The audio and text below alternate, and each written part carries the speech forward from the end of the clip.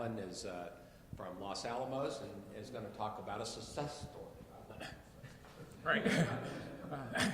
This was Cragston's title, not mine, and I have to disclose that I'm not going to speak about aging. When I was invited, I said I was interested in aging, but I really have not done anything. I have worked in immune system modeling and viral infection modeling, and I should say that at least the aging of the immune system is something that I'm fascinated by, and there's some very large-scale projects going on now where people of different ages are being vaccinated with influenza vaccine, and then by very detailed big data type of collections and doing all sorts of omics, trying to figure out what's the difference in the immune response between young and old people.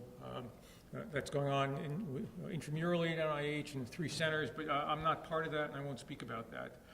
The success story that Cragston wanted me to speak about was a work that I had done in collaboration with David Ho at the very early stages of the HIV epidemic. And I will just have one slide on that because this work was done starting in 1995 and continuing for about 8 years after that. But I'd just like to give you the flavor of what that was about and then move to a more modern set of research having to do with hepatitis C virus infection. And I'll introduce that in a second. But the idea that allowed us to sort of understand what was going on with HIV, and this is in the early stages of the epidemic in around 1995, where it was known that HIV infected people. They seemed to be infected for very long periods of time. If one measured the amount of virus in their blood over periods of years, it didn't seem to change. And the idea was that this was some sort of very slow viral infection, unfolding over a decade or so. If one looks, as I said, in blood, viral levels maintain a steady state after the first couple of months of infections, called a set point. And that was the reason that it didn't really change very much. But that never, the clinicians and the biologists really weren't thinking dynamically. And they had the view, if it didn't change much, then everything had to be slow. With David Ho, we looked at what happens if one perturbs that steady state by giving people antiretroviral drugs. So we were involved, or I was involved in analyzing data from one of the first clinical trials of drugs called protease inhibitors, which were the first HIV drugs. You give these drugs and viral load falls, if the drug works. And from that fall in our first clinical trial, people were followed for 2 weeks. Over the first week or so, the virus fell. They were being sampled every 2 days, and so we had about 4 data points. And what we discovered is that it fell with a slope of order one or two per day. If you thought about the way the drug worked, it didn't really act directly on virus, but it acted on cells and prevented their infection. So for the virus to really fall with a drug that blocks infection, it meant something must be going on with the infected cells. And so I got David to do the same trial again, but this time sample people very frequently, every 6 hours and 12 hours. And we took 15 measurements over the first week rather than 4. And it revealed 2 phases of the decay. And from the model, we could show that the first one, the faster phase, had to do with viral clearance, which we now have estimated to have a half-life of about 45 minutes. And the slower phase, which was detected in the original study with poor sampling, was the infected cell half-life, which we now estimate about a day. This led to the notion that the virus is replicating rapidly. We could actually compute, if we knew how fast the virus was being cleared, you can compute how fast it had to be produced to maintain the steady state. You combine that with estimates of the mutation rate, and we calculated that every single point mutation was being made tens of thousands of times per day.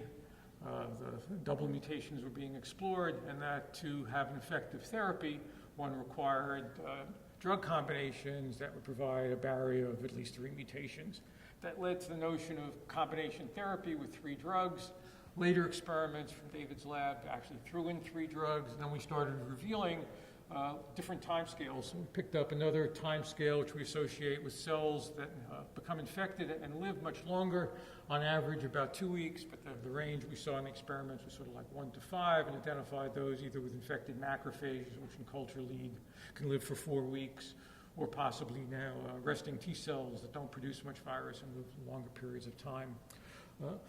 Later work has shown a third phase, so the viral clearance was so fast that you really don't see it very much. So the infected cell lifespan was considered a first phase decline.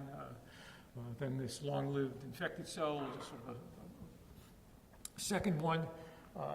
And then as technology got better, and so now we can measure viral loads down to sort of single copies, sort of less than 1 copy per ml of blood. And some recent experiments about 3 years ago revealed a third phase with a half-life of around 39 weeks, which we've interpreted as the sort of decay of virus that's reversibly bound in tissue reservoirs, things like follicular dendritic cells, which capture virus. Whether or not that's true is still speculative, but the theory works. And then lastly, there's cells called latently infected cells, which most people believe have a half-life of about 44 months, which means the virus decay goes in 3 phases and then basically goes flat, although there's some other things of this sort. So this was simple modeling and identifying just different biological processes associated with it, which changed therapy and changed our whole view of what's going on. But let me tell you the same story now in a virus that currently is more of a problem than HIV. There are about 185 million people infected with hepatitis C. Like HIV, it's bloodborne and transmitted by bodily fluids. Blood transfusions has been one of the major ways that it's spread in the United States.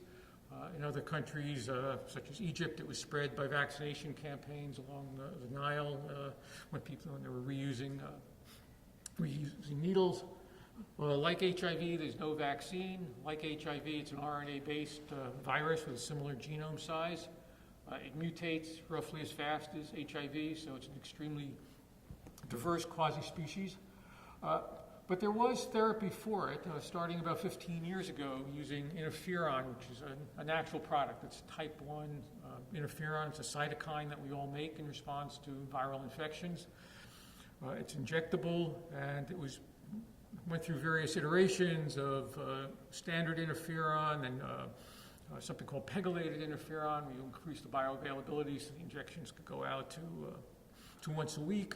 It was combined with a small molecule nucleoside called ribavirin.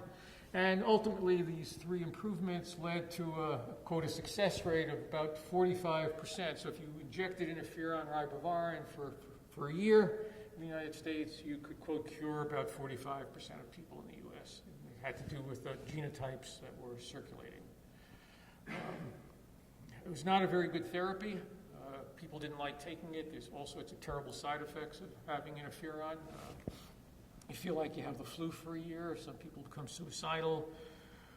It's still the basis of therapy now, but things have changed with the introduction of what are called direct-acting antiviral agents, things like, again, protease inhibitors specific for HCV and polymerase inhibitors, et cetera. So let me just tell you a bit more about this story, because we've tried to do the same sorts of things. For those of you who don't know what the consequences of infection are, it causes cirrhosis.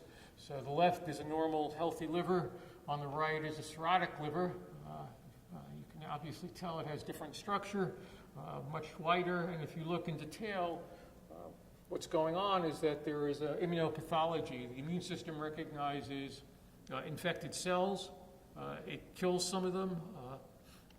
Body responds to the inflammation created by the immune system by generating the equivalent of a wound healing response. And cells are replaced by basically scar tissue, collagen fibers. And so you can see this fibrosis going on the right. And the amount of fibrosis, as it gets larger and larger, you start replacing healthy tissue by fibrous tissue. So the functional mass of the liver goes down. If these collagen bundles get sufficiently strong, they start strangling parts of the liver, stopping delivery of blood. Blood pressure goes up. It causes kidney problems because of elevated pressures. And ultimately, it can lead to liver failure with only successful treatment being transplantation. So it's now the leading cause of liver transplants in the U.S. And given the current success of antiretroviral therapy for HIV, it's now kills more people per year in the U.S. and elsewhere than HIV. The United States has probably about 4 million, maybe 5 million people infected with HCV. So let me just basically translate what we did HIV to HCV and tell you another simple story. So here's very early data for the first time interferon was put into patients daily, and people sampled frequently. So one of the things, as a modeler, we need data to be taken very frequently.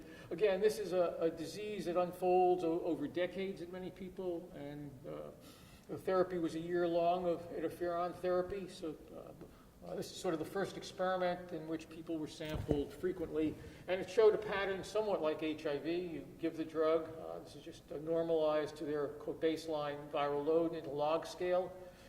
In a dose-dependent response, when patients could fall within the first day of therapy, 1 to 2 logs, and these are means over groups. So.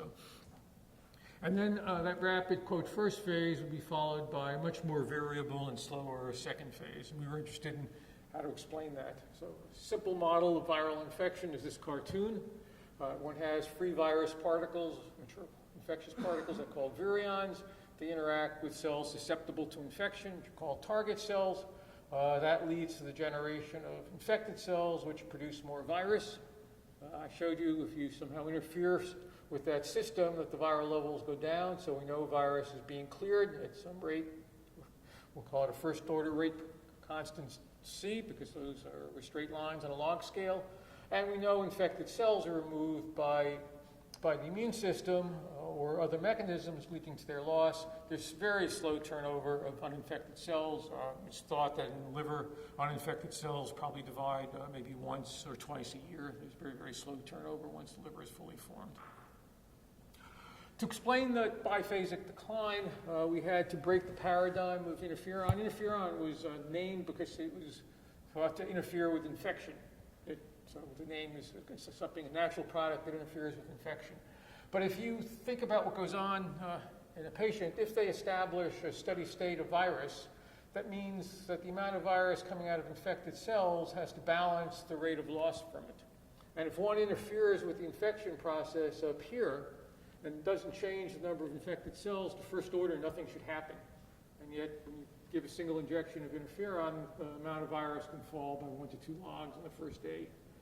So it seemed to us that what interferon must be doing is acting as a direct antiviral and influencing the mass of cells that are already infected in the liver and somehow shutting down the level of production of virus from those cells. It could also enhance the clearance. Didn't seem to be likely given the mechanisms, and further one could calculate, given that dose dependence of those decays, that if it was acting in those ways, you would get different clearance rates estimates, which didn't make much sense. If one assumes that it blocks production, you can make a very simple model. This is, again, extraordinarily simple. You just say the rate of production of virus, it's produced at some rate P per infected cell, and then cleared at some rate C per virion. And what the drug does is it reduces the production rate. And we scaled it to go between 0 and 1, so 1's a 100% effective drug, and it turns off all production. Over this very short time scale of this first phase, which occurred during the first day, if one says that the number of infected cells doesn't change, it's just equal to its steady state value, so P times I equals C times virus at the time that therapy is started, we call V0, then one can solve this equation, and you find that you predict that the viral load will decay based on the initial viral load, called V0, the effectiveness of the therapy, and the clearance rate. And here is what this curve looks like. And it says from the slope of this initial decay, you can estimate the clearance rate. But more importantly, from where it ends up, you can estimate the effectiveness of the therapy. So if the therapy were 90% effective, the viral load would be predicted to go down 1 log. It would become 90% of 10% of what it was before. So in principle, the theory said you could estimate the clearance rate of the virus and the effectiveness in very short-term clinical trials. In terms of success, it actually generated a 2-day clinical trial for the first HCV protease inhibitor. Not only that, this theory actually works very well. Here's clinical data from interferon. It's now been used on lots of agents. And in terms of implications, it greatly enhanced the speed of development of new agents for HCV. The current paradigm was based on treating it with interferon for a year, And so clinical trials tended to be, 1-year clinical trial, and you throw either different formulations of interferon in, or if you wanted to use another drug, you'd want to put it on this backbone and show it does better than that over very long term. What we showed is that by doing very short-term experiments, that one could learn about the effectiveness of your therapy and use that as a surrogate endpoint. And the FDA then allowed very short-term clinical trials. And what this led to is a plethora of agents for HCV going into development. A few years ago, there were as many as 70 agents that had been put into clinical trials, and at least the head of one of the large pharmaceutical companies told me it was really due to the fact that they could now test them in humans within a matter of days, and they stopped doing chimpanzee experiments and other things and went directly into humans. For interferon, we could show how estimate the dose-dependent effectivenesses were. Although this may seem high, 95, 96%, it dwells in comparison to the new agents. We were able to estimate the half-life of the virus or its clearance rate, which was consistent among doses, which you want, which is what you'd want of a theory, because it's a physiological process. And also, just as in the case of HIV, if you know the clearance rate per ml of fluid, you can multiply by the total fluid volume and get the total clearance rate, which has to equal total production rate before you start. And for HCV, it then led to the conclusion that we're making about 10 to the 12 virus particles a day, and it's the same story as in HIV, which leads to about 10 to the 11 variants per day. All single and double point mutations are explored every day. Single agents that are susceptible to a single mutation or 2 mutations won't work, and we need combination therapy if we're going to use small molecules. Interferon being a natural product, it stimulates hundreds of genes and changes the molecular biology of cells, and the virus doesn't become resistant to it because it needs to target large numbers of host genes. If one continues interferon therapy for longer periods, this was its first phase, and as I showed you in that first cartoon, it's generally followed by a second phase. If one expands our model and put it in infected cells that arise by infection and they die at some rate delta is in the cartoon, and assume that over short periods of time, this one week or so or 2 weeks, that the number of target cells is constant, then you get a linear system which you can solve, and it suggests that there's one eigenvalue, which is the clearance rate, which I just spoke to you about, and that there's a second eigenvalue that's dependent upon the effectiveness of therapy and the loss rate of infected cells or the death rate delta, so we could estimate that. It was sort of it's a trivial theory, but what was interesting, if you extrapolate from these short-term clinical trials where you can measure viral load, you can use the theory to tell you, when we eliminate the last virus particle or when we will eliminate the last infected cell. Those things have been called cure boundaries, and a group from Roche Pharmaceuticals, one of the manufacturers of interferon, looked at their phase 3 registration trials where they had analyzed data from 2,000 patients taking interferon and discovered that if you do these extrapolations or fit these patients to models when the viral loads were detectable and measurable over the first couple of weeks, you could predict what's called cure rates or sustained virological response, means you stop therapy and the virus stays undetectable.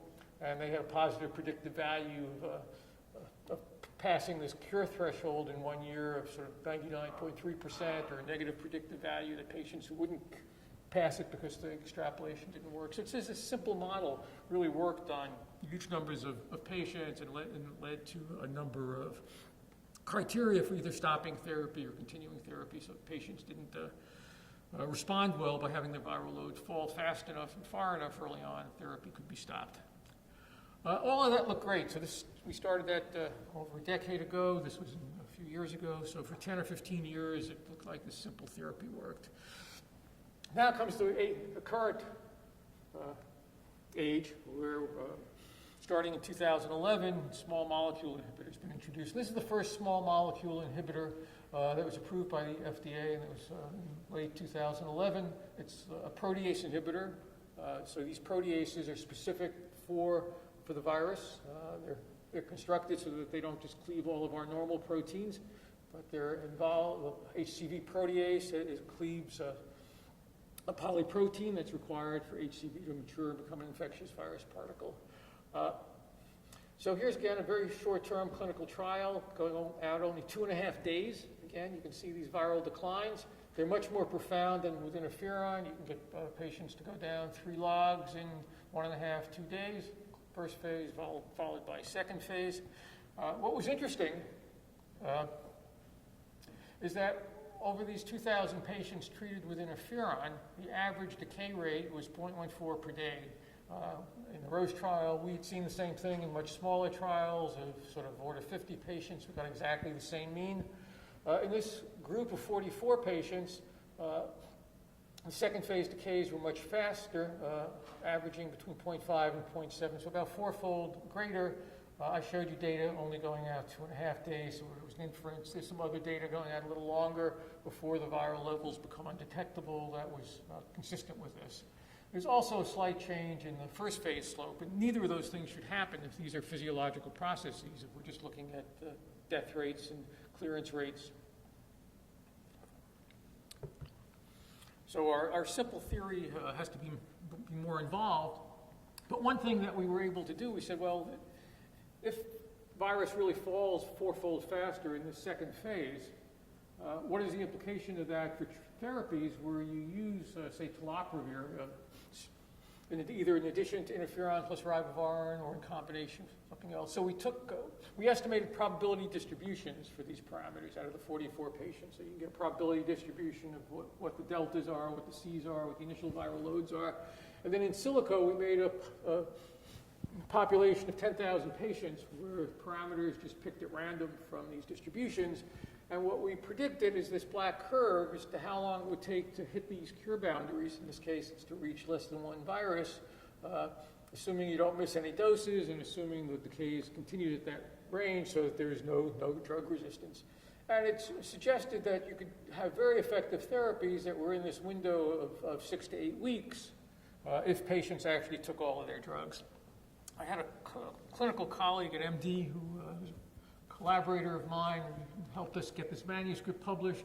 And then he moved to Gilead, which is one of the big pharmaceutical companies in both HIV and HCV therapeutics, and he took this seriously. And he's run 12-week, 8-week, and 6-week trials. 2 months ago, results of the first 6-week trial were announced, something called the Synergy trial, where they used a combination of 3 small molecule HCV inhibitors. And amazingly, they found cure rates of 39 out of 40 people who were treated in this small group. So it's clearly possible. This very simple theory was the thing that's encouraged. This was the only pharmaceutical company to date that's actually tried such short-term trials based on this simple theory. Let me tell you something else that's sort of amazing. So Bristol-Myers Squibb was interested in finding small molecules that were not enzyme inhibitors. So all the classic drugs that people have been looking for were inhibitors of a polymerase enzyme or protease enzyme. And they did a huge screen and asked if they could find a non-enzymatic target. And they did. It was a molecule called NS5A. It's non-structural protein 5A. It's one of the 10 proteins that HCV makes. Its mechanism of action is not well understood. If you mutated it or knocked it out, it definitely influenced the replication of the virus. It influenced the ability of infected cells to secrete virus. It interacts with a lot of host proteins. But what was amazing is when this is the first time it was put into humans, it was a single-dose study. So they only gave 1 dose at time 0 and followed patients out, this sort of 3 days or so until the viral loads started coming back. But if one looked at this decay, it turns out that you can get a 3-log decline in 12 hours. So that was the most profound decline ever seen for any antiviral agent. You give an agent, 12 hours later, there's 1,000th the amount of virus present in the blood. You don't have to do any theory. Just put a straight ruler here. And what this means is that the clearance rate has to be bigger than 20. The reason I raise that is thousands of patients have been studied on interferon, and this clearance rate tends to be of order 6 per day, or occasionally we got up to 9 per day. Tolopravir, some of those patients were up to 12. So there's something intrinsically wrong with our earlier concept that you gave interferon or even tolopravir, and it sort of shuts off production of virus in a sort of step-like manner, and what we see then is decay reflecting the true clearance. What we realized is that if all of these other drugs acted on replication of RNA, and if you think of having a mass of cells in the liver, many of them will already have had RNA replicated. The RNA would be inside the cells when you start therapy, and that RNA could still be packaged and generate virus particles. So if for interferon-based therapies and some of the other earlier therapies, if there was continuing production of virus when you gave the drug, then our estimate of the clearance rate would be wrong, because it would be clearance in the face of continued production. So we said we need a model now where we can put in some of these intracellular details. And we made a very simple model, probably the simplest one could think of what goes on, and said now, instead of saying an infected cell just produces virus at some constant rate P, which the drug would influence, we said let's make a model where we keep track of the number of RNA strands, positive strands of RNA, inside an infected cell that could be packaged and assembled into virus. And the idea is you'd be infected by one virus, and with time, as you're infected, that number could accumulate. And the RNA would have three fates by mass balance. It's being replicated, so you're generating it off of templates. And the data from this trial only went out two to 3 days. So we said, let's assume that production rate is constant, and that it can be degraded at some rate mu, or it could be packaged into virus and exported at rate rho. And that drugs could influence any of those three processes. It could block the replication or the production of new positive strands, efficacy epsilon alpha. It could enhance degradation in principle, or it could affect the assembly and secretion of those products. And our hypothesis was that this new drug, disclatosphere, given this large clearance, was actually acting very potently at blocking assembly and secretion. And also some simulations told us it also had to be blocking production, because unless this block was 100%, if you built up larger and larger amounts of RNA and it was coming out in some first-order process or process proportional to the amount of RNA, you'd still see assembly and secretion. We generated an age-structured model where we kept track of the intracellular RNA, and so the amount of virus being produced was a function of the age of infected cells, and at a given age they have an amount of RNA inside them, which is called R of A. Very simple type model. We put the effects of therapy in and fit it to clinical data. And what we predicted is that this drug was extraordinarily effective in blocking both replication and assembly secretion. It fits the data quite well. It allowed us to do things with this very high clearance rate C of 23. We went back and did the same thing and showed you could actually have high clearance rates and explain interferon data with tenofovir and everything else if you started putting in these intracellular processes. But the real question is this just a fit to some data which just doesn't have much structure, so you can almost fit anything to it? So we got a colleague to do an in vitro experiment to ask whether or not this drug really has multiple modes of action. This NS5A inhibitor was made by Bristol Myers Squibb, and this is its number. It's now gotten a name because it's commercially available. But what this is an experiment in a cell culture experiment where two types of inhibitors were being used. In blue is a polymerase inhibitor, which everyone thought was just blocking replication. And what you can see, if you look at the amount of intracellular RNA, that for the first 6 hours, not much happens. In fact, and then starting at 8 hours, the intracellular RNAs start going down, because if you block its production, there are degradation mechanisms. So positive strand RNAs are just messenger RNAs sitting in the cytoplasm, and like all RNAs, they get degraded. Using a dose of this NS5A inhibitor that gave rise to comparable decay. So red is what happens intracellularly with a dose of this NS5A inhibitor. So there are two comparable things. And now you can look extracellularly. So for the polymerase inhibitor, our expectation is that if you have less RNA inside the cell, you'll have less exported. And what you see is the decay of the extracellular infectious virus, which is given in blue, basically mimics what goes on intracellularly. You have less RNA inside, so you package and assemble less. However, if you look at the NS5A inhibitor, at 6 hours, where there's no change in the intracellular amounts, the extracellular infectious virus is down over 1 log, suggesting that what's happening is that this drug is actually blocking some late-stage assembly or secretion of these virus particles, and as you can see, you get this very profound decay. Also, although it's not clear, the theory predicts that if you block secretion, that you should start seeing some increase in the amount of RNA intracellularly. It wasn't statistically significant, but you can see it looks like there's even a small trend towards increases in here and in some other experiments. So let me summarize in terms of sort of successes and things. I mean, these are simple models. There's nothing terribly profound. But it's interesting that one could fit viral load changes due to therapy. And from that, one can extract parameters that are of great utility medically. So, for example, we showed that the virus decays in two phases. The first related to the clearance, but even more importantly, it was the magnitude of that decline told us something about the antiviral effectiveness, how effective the drugs were.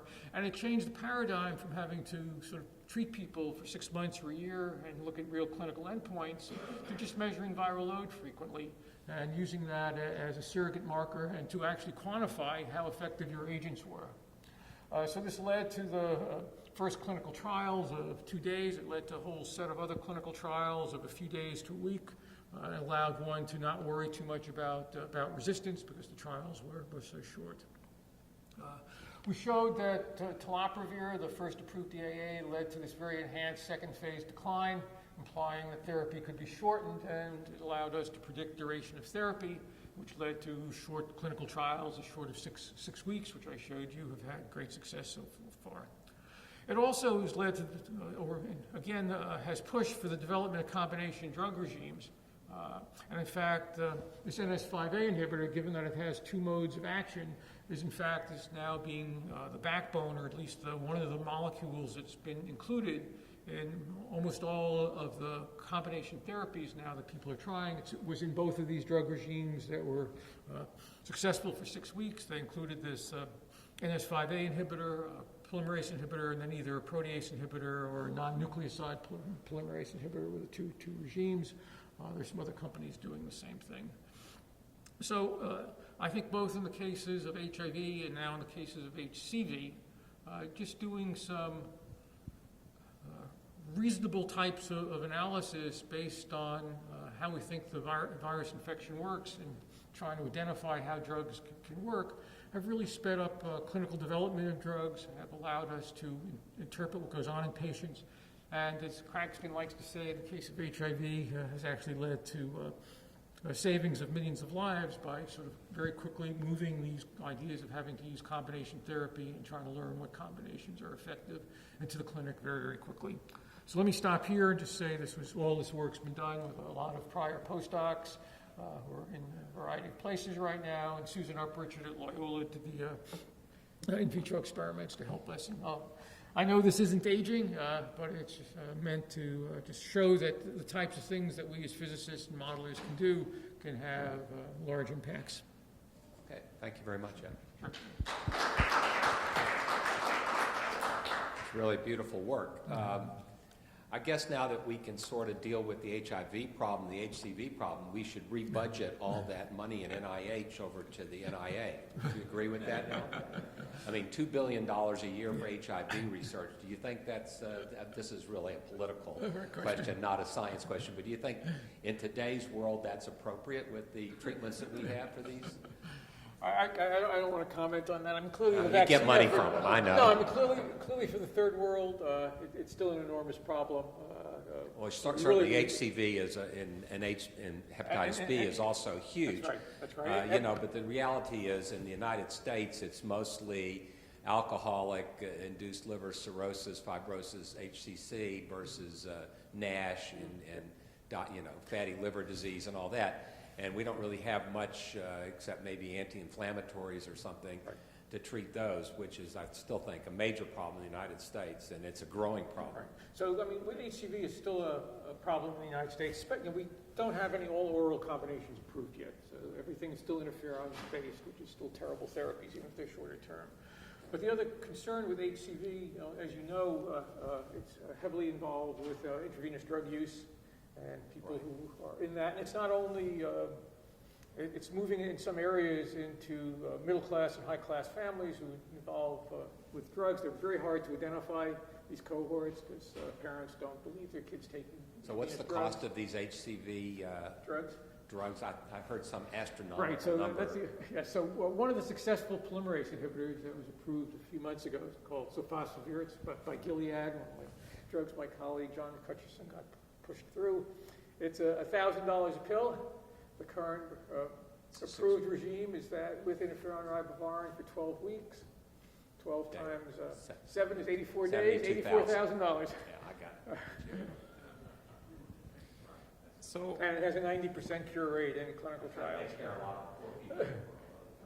Right, so having a vaccine or something else is...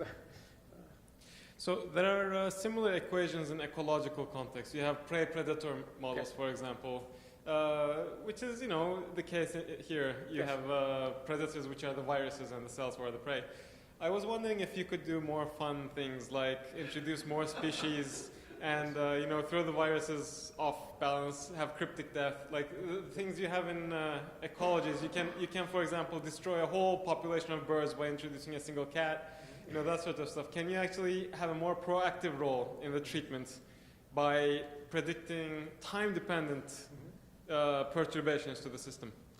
I don't think that's been done in any serious way. There are models that do try to follow the quasi-species for both HIV and HCV, but they've been mostly looked at in the context of drug resistance. So when we've developed models, other people might have 5, 8 types of species, and they correspond to mutations that are commonly seen and how they compete with each other. If they do. It sounds crazy, but what would happen, for example, if you introduced another virus into the system? How would they start competing? Maybe the virus you introduced is less pathogenic. No, I mean, depending upon the system, they can compete. Hepatitis B and hepatitis C can have co-infection. They can compete with each other, and there have been some animal studies. Another system that's very interesting is something called hepatitis B and hepatitis D Delta virus. They are synergistic. D is almost a viroid. It's extremely short genome of about 1,400 bases. It doesn't encode any envelope proteins, and it exploits the envelope protein that hepatitis B makes. So these are very fun types of things that one can look at in sort of multiple infections. And the other aspect of these viruses, which you don't have so much in HIV, is the immune response to them, to the extent that they cross-react. Yeah, I don't use this computer. So it's not only the viruses competing, it's how they interact. So it's easy to follow viral load like you've done. I would like to know if you've thought about your formula for following like cancer therapies and things like that. I mean, in cancer therapy, some people have these remarkable responses and other people have no responses. And all we kind of follow is tumor burden, the size of the tumor and things like that. Do you think it's possible to come up with a formula that could actually predict? So my colleague, my competitor early on in HIV, Martin Novak at Harvard, has sort of moved into cancer type, has taken these types of models and used them in the cancer arena, has a whole set of postdocs and other collaborators have done that, Dominic Watts, Woodard's, and a number of other, other people. And they looked at it mostly in the context of chemotherapy. And again, with drug resistance problem, they use models that are essentially the same type. I should also mention these models are pretty much identical to epidemic models, SIR-type models, susceptible, infected, recovered, or resistant. So I just want to comment about it. So it's very important to develop biomarkers, because the reason why Francisco was able to do this for CML was because they could take very dense data and distinguish between different models. When you look at tumor growth, tumor load using CT scans, you have 5-6 points, and it's very hard to distinguish between different mathematical models. No, I Something agree, for the future. That's one of the reasons one wants to do this in collaboration with people who can do experiments and can test them. I mean, when I said David Ho and I have worked for 8 years, I mean, these models are simple, but we've done all sorts of other perturbations. Things have been tested in vitro. All the parameters that we've estimated have been validated in other experiments and other systems. It's not just you do this, you get a data fit, and you say you understand everything.